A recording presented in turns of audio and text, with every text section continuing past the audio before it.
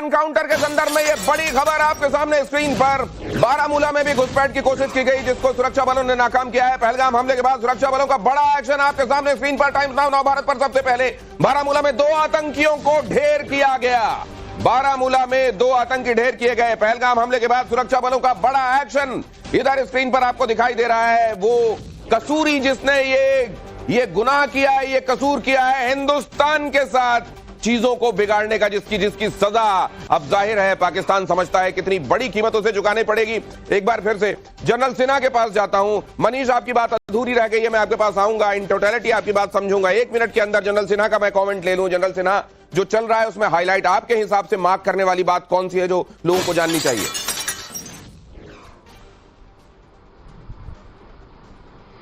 देखिए दिनेश, जो सबसे बड़ी चीज़ है, जो इसका परपिचुएटर है, भले ही हम कह रहे हैं सैफुल्लाह कसूरी और हम शायद कहें कि हमने बदला ले लिया, ये ऐसा है नहीं। इसके आकाश जो हैं वो पाकिस्तान में बैठे हैं और आर्मी चीफ आसिम मुनीर के ऊपर और वहाँ के पूरे जो सत्ताधारी लोग हैं उसके ऊपर जाता है। देखिए, ये समय हम छोटे चीज़ों को करके और फिर इसको कहीं झाड़ू कहते हैं ना, झाड़ू लगा दें कि हो गया, हमने बदला ले लिया, ये चीजें और आएंगी। यही नजारा हमने रियासी में देखा था आज से तकरीबन 1 साल पहले। सर, आप देख रहे हैं वो जो तकरीर इन्होंने की है, करके मारा गया, ये जो पीओके में तकरीर की है, हम आपको दिखा रहे थे वो कि गाय के पुजारियों ने यहां पर डेमोग्राफी बदलने के लिए 370। सर, किसने डेमोग्राफी बदली है? कौन लोग यहां आकर काबिज हुए हैं? ये क्या लोगों के बीच में, और वो लोग जो सामने खड़े होकर सुन रहे हैं, क्या वो भेड़ बकरियां हैं? उनके पास अपना विवेक नहीं है? सर,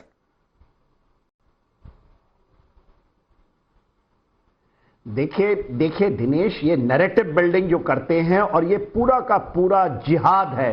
यदि हम इसको टेररिस्ट एक्शन कर दें और ये चीजें, ये आपके ऊपर, और आपने बहुत बड़ी बात कही कि हमास के लोग भी हैं, हमास, हिजबुल्लाह, जितने भी ये लोग वहां से निकल रहे हैं, आपका ग्रेविटेट कर रहे हैं इस जगह में। परिस्थितियां बहुत ज्यादा बिगड़ेंगी यदि आपने, जिस तरह से हम चल रहे हैं जम्मू कश्मीर में, आपने परपिचुएटर है उसके साथ एक कोई यहां पर, इसलिए ये मैनेज हो जाएगा। हम लोग जो देख रहे हैं वहां के नजारे, आपको ये जो पहलगाम है, हम लोग इस जगह रहे, कितनी दूर है एलओसी से। यहां पर ओवरग्राउंड वर्कर्स ने इन कामों को करवाया है और किया है। 9,000 से 11,000 लोग थे। क्या हो गया? जैसे ही सरकार आई, और वही सरकार आई जो पहले थी, उसी की एक्सटेंशन ही है ना, चाहे किसी भी फॉर्म में वो आई, आज वही, और सिचुएशन बहुत खराब होगा यदि आप नहीं करते हैं। देखिए, क्रेडिबल डिफरेंस एक आप नहीं डालिएगा। हम पीओके की बात करते हैं, पीओके हम क्यों नहीं इसको इंप्लीमेंट करते जमीन पे? हमने अभी सीज फायर भी बंद कर रखा है। अब इस तरह की आवाजें और मजबूती के साथ उठेंगी जनरल सिन्हा जिन बातों को कह रहे हैं, और वो तो जनरल सिन्हा आपकी ये जो बात है इसको आगे लेकर जाना चाह रहा हूं मैं, लेकिन फिलहाल एक बार देखिए दर्द देखिए सर। ये जो बड़ी हैवी टर्मिनोलॉजी है, बड़े हैवी प्लान्स हैं, ये इस देश के नागरिक को, इससे आप, वो रोजमर्रा की जिंदगी जी रहा होता है और बीच में जाकर कहीं किसी जगह सुकून तलाशने की कोशिश करता है। यही तलाशने वो गया हुआ था कश्मीर, और उसको जो मिला है वो आप सबके सामने। मनीष के पास आपके एक बार फिर से चलता हूं। शुभम द्विवेदी, जिनको उनका धर्म पूछकर गोली मार दी गई, उनके परिजनों के साथ बैठे हुए हैं। Manish, over to you, 1 minute आपके लिए। देखिए दिनेश, ये चाचा हैं, जब गोली मारी गई तो पहले कहा कलमा पढ़ो, पैंट भी कई लोगों की उतारी गई, तो धर्म देखकर गोली मारी गई। हिंदू हो तो गोली मारी गई है, हिंदू हो तो गोली मारी गई नहीं, मुसलमान। कलमा पहले उन्होंने कहा कलमा सुनाओ, फिर आधार कार्ड मांगा है, और कुछ लोगों के पैंट उतरा के चेक किए, तब मारा गोली। उसके बाद जब उसको गोली मार दी है तो बहू ने कहा कि हमको भी गोली मार दो, तो कहना है तुम अपनी सरकार से कहो जाके। ख्याल क्या आता है, हिंदू अगर आप हैं तो आप गोली खाएंगे? हैं? अगर आप हिंदू हैं तो गोली खाएंगे? अब यही वही तो हो रहा है, साफ दिख रहा है। उसने कोई नहीं, आप कल से जनता में एक और आक्रोश है, जरा पूछिएगा कि अगर दुकानदारों से पूछ लिया जाए कि भाई हमारा व्रत चल रहा है, उपवास चल रहा है, ये बता दीजिए कि आपका नाम क्या है और मैं क्या यहां से खा सकता हूं या नहीं, मैं अपना फैसला कर लूं, तो वहां दिक्कत हो जाती है। पूछा जाता है कि आप धर्म पूछ रहे हो, इनके बारे में क्या कहा जाएगा?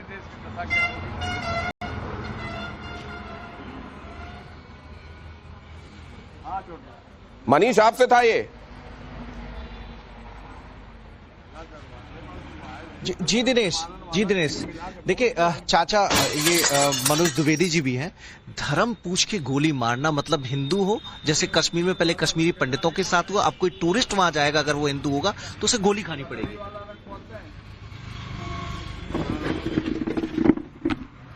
मनोज जी, धर्म के आधार पर ही तो कल घटना घटित हुई ना। धर्म पूछ के ही तो मारा गया ना कि आप हिंदू हैं कि मुसलमान हैं। अगर हिंदू, अब ये जो नैरेटिव एक चलाया जाता है कि आतंकवादियों का कोई धर्म नहीं होता, क्या इसी तरीके से इसको देखा जाएगा आज? क्या वो लोग अपने समाज से बहिष्कृत करने के बारे में बात करेंगे? क्या कहेंगे ये तंजीमें ये हमारे कौम से ताल्लुक नहीं रखती? क्योंकि यहां पर तो यही दिखाया जा रहा है, वहां पर मौजूद लोगों को उनको भी नहीं पहचानते थे ये लोग जो वहां काम कर रहे थे, लेकिन अगर वो मुस्लिम थे तो उनको छोड़ा गया, धर्म देखकर गोली मारी गई। इसको भी जरा समझना चाहता हूं। हमारे साथ दो और मेहमान जुड़ रहे हैं। हमारे साथ जुड़ रहे हैं अहमद अय्याज जो कि कश्मीरी जर्नलिस्ट हैं, ललित अंबरदार हमारे साथ जुड़ रहे हैं, कश्मीरी एक्टिविस्ट हैं। लेकिन उनके पास चलने के पहले जरा रविकांत के पास चलता हूं और यह देख लेता हूं दिल्ली में क्या गतिविधियां चल रही हैं। प्रधानमंत्री नरेंद्र मोदी ने विदेश मंत्री के साथ, विदेश सचिव के साथ और एनएसए के साथ मीटिंग की है। और क्या अपडेट है रविकांत? ऑडियो लेवल बढ़ा दीजिएगा थोड़ा। देखिए दिनेश, इस वक्त मैं 7LKM यानी प्रधानमंत्री आवास के ठीक बाहर मौजूद हूं और आपने देखा कि जैसे ही प्राइम मिनिस्टर का प्लेन लैंड हुआ पालम टेक्निकल एयरपोर्ट पर, सबसे पहले विदेश सचिव एनएसए अजीत डोवाल और विदेश मंत्री एस जयशंकर ने परिस्थितियों के बारे में ब्रीफ किया। और इस वक्त प्रधानमंत्री अपने आवास पर मौजूद हैं और बताया यही जा रहा है कि जब वहां से केंद्रीय गृह मंत्री पूरे हालात का जायजा ले लेंगे, उसके बाद दोबारा प्राइम मिनिस्टर को ब्रीफ किया जाएगा। इस वक्त हिंदुस्तान की जो जनता है उसमें गुस्सा है और इस सेंटिमेंट को प्रधानमंत्री नरेंद्र मोदी बखूबी समझते हैं। इसीलिए हिंदुस्तान जवाब देगा और जरूर जवाब देगा और करारा जवाब देगा। और उसका रोड मैप क्या होगा वो ठीक मेरे पीछे यही यानी 7LKM पर उसका रोड मैप तैयार किया जाएगा। 7 लोक कल्याण मार्ग पर इसका रोड मैप तैयार होगा। मीटिंग्स लगातार चल रही हैं। आपके पास रविकांत वापस लौटकर आता हूं। अहमद अय्याज साहब, धर्म पूछकर गोली मारना ये ऐसे ही नहीं है, ये एक बड़ी मैसेजिंग है और इसके बड़े गंभीर परिणाम हो सकते हैं। आप क्या कहते हैं इस पर? ये तो पहली तो एक बहुत अफसोसनाक बात है कि ये जो कल मामला हुआ पहलगाम में, एक तो बहुत देर बाद, और वो भी टूरिस्ट्स के साथ जो यहाँ कश्मीर के मेहमान माने जाते हैं और कंट्रीब्यूट करते हैं कश्मीर की इकोनॉमी में, और उनके साथ ऐसा व्यवहार होना, ये तो आप देखोगे कि मुझे लगता है कि कश्मीर में कोई ऐसा नहीं हो जो आज आंख जिसकी नम ना हो और जो गमजदा ना हो। सर एक बात आपने देखी, वो जो तकरीर कर रहा था वहां पर ये आतंकवादी खड़ा होकर, उसने आखिरी लाइन जो कही, जाओ कर लो तरक्की, हो जाओ खुशहाल। सर वो जो सीमा पार बैठे हुए हैं उनको ये हजम नहीं हो रहा है कि कश्मीर तरक्की और खुशहाली के रास्ते पर कैसे चल पड़ा, और वहां के लोगों को, वहां के जो मुस्लिम है रहने वाले, उनकी भी स्थितियां बेहतर होते हुए वो नहीं देख पा रहे हैं। क्योंकि अगर ऐसा हो गया तो जाहिर है वो एकदम कट जाएंगे उनसे और उनसे कोई वास्ता नहीं रह जाएगा, कोई रेलेवेंस नहीं रह जाएगा उनका। इसीलिए रीढ़ पर चोट की है, इकोनॉमी पर चोट की है, सैलानी डर जाए इस पर चोट की है। वो ठीक है, लेकिन हमारे लिए सवालात पैदा कर रहा है ये इंसिडेंट। पहला सवाल ये पैदा कर रहा है कि आज तक हम इस खुशफहमी में हैं कि सारा ठीक ठाक है। हम उस खुशफहमी में, थोड़ा सा मुझे एक सेकंड दीजिएगा जरा, हम इस खुशफहमी में जो हमको बताया गया, क्योंकि हम तो इससे ताल्लुक नहीं रखते हैं कि क्योंकि ये एडमिनिस्ट्रेटिव मैटर्स है, वो देखते हैं, हम बिलीव एडमिनिस्ट्रेशन को करते हैं, हम उनकी तरफ देखते हैं कि वो हमारे को इसके बारे में क्या बोलते हैं। हमारे को आज तक यही बोला गया कि सारा ठीक है और हम भी बड़े बेखौफ घूमते हैं, और एक मैसेज गई अक्रॉस द वर्ल्ड कि सारा ठीक है। और इसको चलते इतना, ये चोर की दाढ़ी में तिनके के तहत आप सामने आकर ये बता रहे हैं कि आपका कोई रोल नहीं है, हमने कुछ नहीं किया, नहीं बड़े आप इनोसेंट हैं, आपने वाकई कुछ नहीं किया होगा। ललित अंबरदार एक छोटा रिया उनके साथ मिलता जुलता है। तो आपको याद होगा बहुत बड़े भूतपूर्व आतंकवादी, भूतपूर्व हिजबुल जमात इस्लामी के कैंडिडेट्स खड़े हुए थे, उन सारा वोट ट्रांसफर हो गया था नेशनल कॉन्फ्रेंस कांग्रेस की तरफ से जब इसी आसिफ ने, ख्वाजा आसिफ ने इंटरव्यू दिया था। दूसरी बात बताना चाहता हूं, जैसे जनरल सर बता रहे थे अभी, मैं चाहूंगा कि हमारे सिक्योरिटी एस्टेब्लिशमेंट हाई टाइम है कि वो समझ आए कि प्रॉब्लम क्या है। ये टेररिज्म नहीं है, जनरल सर कह रहे हैं, हमेशा से बोल रहे हैं, जब से मैं उनको देख रहा हूं, मैं 35 साल से बोल रहा हूं, जब से ये रिटायर हुए इनको सुन रहा हूं मैं, इनको बोलते हुए, ये आम आतंकवाद नहीं है, ये जिहाद है। और जिहाद के लिए आप कह रहे हैं कि पहली बार उन्होंने धर्म करके कश्मीर के अंदर धर्म पूछ के मारा। 35 साल पहले कश्मीर हिंदू का नरसंहार इसीलिए हुआ था क्योंकि वो हिंदू है।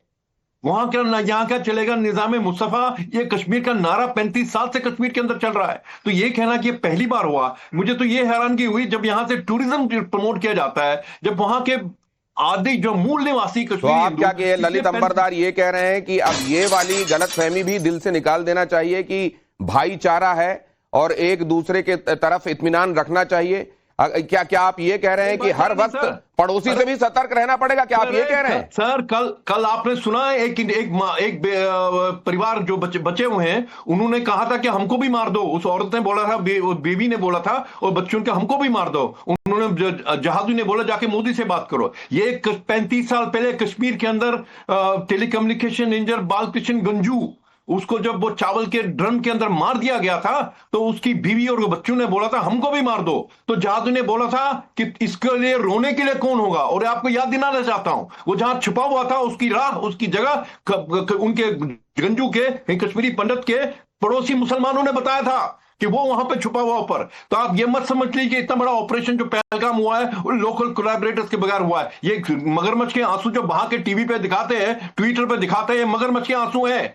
आप ये बहुत बड़ी बात कह रहे हैं ललित अंबरदार की बगैर स्थानीयों की मदद के वो लोग यहां आकर इतना बड़ा हमला नहीं कर सकते थे।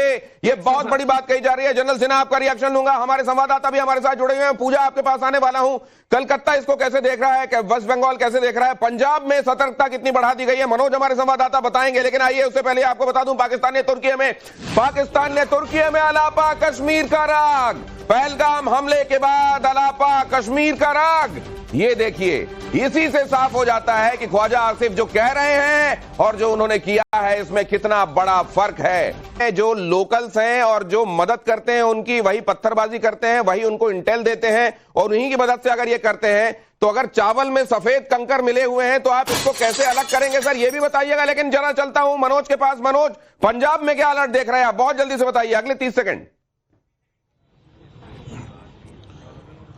देखिए दिनेश, मैं इस वक्त करनाल में हूं जहां विनय नरवाल का घर है। विनय नरवाल जिनकी कल पहलगाम में हत्या कर दी गई थी, उनके घर पर इस वक्त शोक प्रकट करने के लिए जो लोग हैं वो लगातार आ रहे हैं। तांता लगा हुआ है। हरियाणा विधानसभा के स्पीकर हरविंदर कल्याण इस वक्त यहां पर पहुंचे हुए हैं और कुछ देर पहले जब हम परिवार से बात कर रहे थे तो उनका यही कहना था कि ये अब समय है पाकिस्तान को सबक सिखाने का कि वो दोबारा ऐसी हिमाकत ना कर सके। आप अंदाजा लगा सकते हैं कि 3 दिन पहले इस घर में खुशियां थी। 3 दिन पहले ही शादी हुई है विनय नरवाल की और शादी के ठीक 1 दिन बाद वो यहां से कश्मीर गए थे हनीमून के लिए अपनी पत्नी के साथ।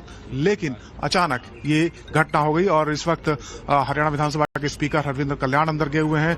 बीजेपी के विधायक हैं जगमोहन आनंद करनाल से, वो यहां पर बैठे हुए हैं और परिजन हैं, उनके जो पिता हैं वो इस वक्त यहां मौजूद नहीं है राजेश। उनके दादा और उनकी मां, उनकी बहन यहां पर हैं और कुछ तस्वीरें हम दिखाने की कोशिश करेंगे जहां अंदर हरविंदर कल्याण बैठे हुए हैं। ये करनाल के घर की तस्वीर है विनय नरवाल के, जो कि नेवी के अधिकारी हैं और कोच्चि में तैनात थे। 16 अप्रैल को ही उनका विवाह हुआ था और आप देखिए इस वक्त दादा जो हैं उनकी तबीयत खराब है। वहां पर जो स्पीकर हैं हरियाणा विधानसभा के वो बैठे हुए हैं, उनसे बातचीत कर रहे हैं, दुख प्रकट कर रहे हैं और ढाढ़स बंधाने का प्रयास किया जा रहा है। तो जिस तरीके से ये घटना हुई है उससे पूरा करनाल, पूरा देश शोक में डूब गया है। 26 साल महज उम्र थी विनय नरवाल की और 3 दिन पहले ही वो यहां से गए थे।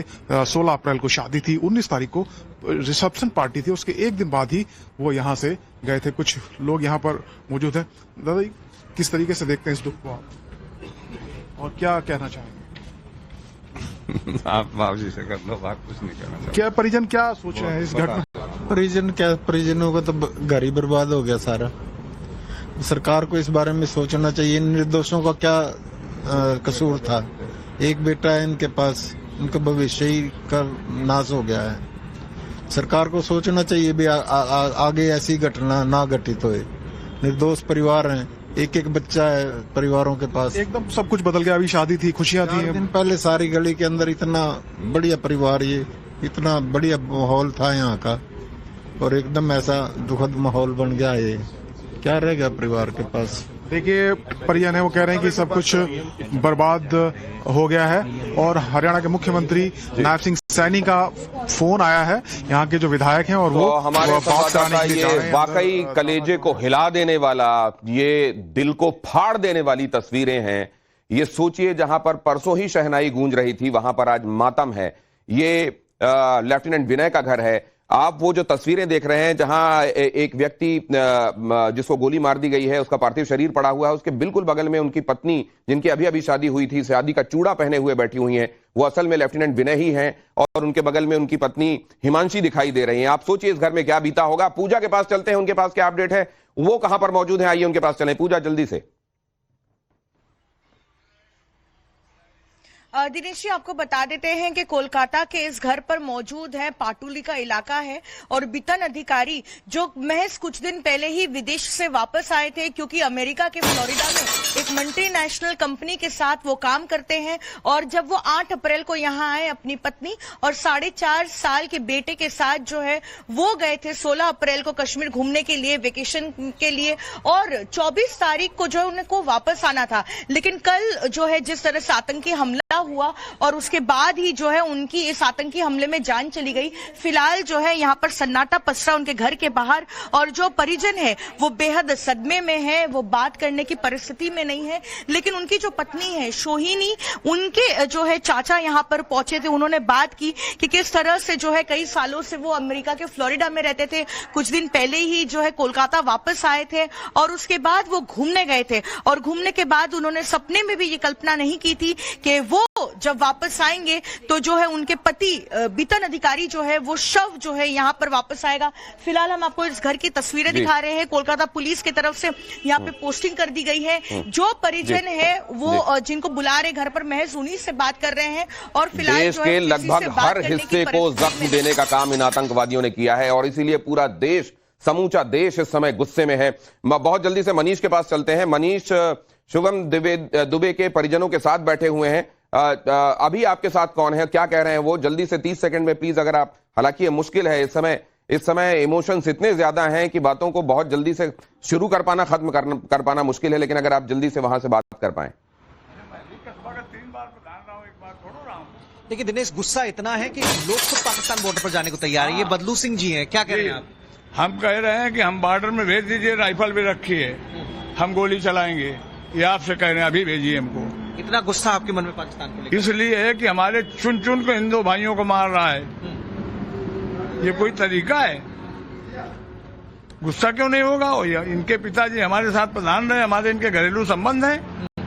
सरकार से क्या मांग करते हैं, कैसा सबक सिखाना चाहिए? मांग करते हैं कि आतंकवाद का बिल्कुल नष्ट कर दीजिए, जरूरत पड़े तो हम लोगों को भी लीजिए, पाकिस्तान में घुस के मारिए। देखिए 20 सेकंड में इन्होंने दिनेश अपनी बड़ी बात कही है कि अब समय आ गया है पाकिस्तान को कड़ा सबक सिखाने का। सर्जिकल स्ट्राइक से भी ज्यादा अब बॉर्डर पर जाकर जनता का सहयोग अगर सरकार लेना चाहे तो वो सहयोग भी देने को तैयार है।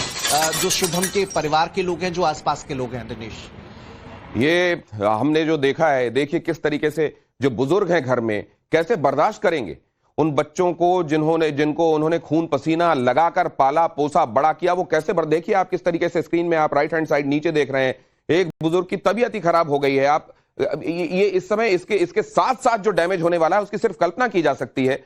इतना भयावह ये सब बातें आपसे मैं कर रहा हूं, इतना मुश्किल है ये सब दिखाना और बताना आपको, लेकिन इस समय की सच्चाई ये है और इस सच्चाई से हम आंख नहीं बंद कर सकते।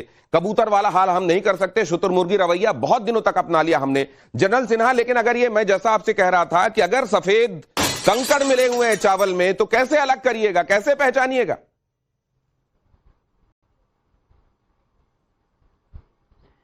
देखिए ये सारे आइडेंटिफाइड हैं, सिक्योरिटी फोर्सेस को सब पता है कि कौन लोग हैं, कौन करते हैं। तो फिर किस बात का इंतजार है सर?